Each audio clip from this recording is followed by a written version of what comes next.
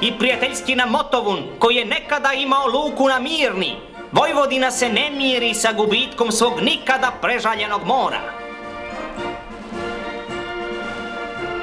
Nakon izgradnje zgrade admiraliteta u Vršcu, Vojvođani dolaze do zaključka da takvo velelepno zdanje zaslužuje da ima stvarnu namenu. Podstaknute inicijativom iz baze, rukovodeće strukture donose odluku o restauriranju Panonskoga mora.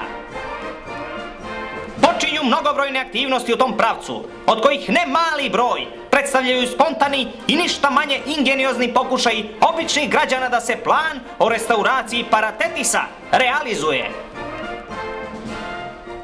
Svi rade i niko ne štedi sebe.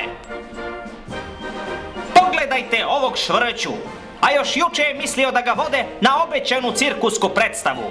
No on o tome više i ne pomišlja, jer je svestan da samo ako svi daju sve od sebe, Irig će dobiti svetionik. Nivo mora raste sporije samo od radosti građana koje raste zajedno sa njim. Celokupan društveni život dobija savršenije oblike, kao što možemo vidjeti na primjeru ove fudbalske utakmice između timova iz Ležimira i Neradina. Neki delovi Vojvodine su već u potpunosti poprimili drugačiji izgled. Na putu za Kać nailazimo na prizore kakvi su se do pre samo nekoliko dana jedino mogli pronaći u maštanjima najhrabrijih od nas. Nedostaje samo još po koja kap, po koji gram soli i veliki plan, veliki san građana Vojvodine će postati stvarnost.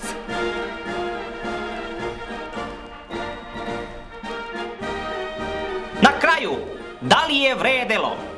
Svaki besmisao tog pitanja postaje očigledan kada se spustite do pristaništa u Vršačkoj luci i pogledate sa ponosom koji sve nadjačava na zgradu Vršačkog admiraliteta.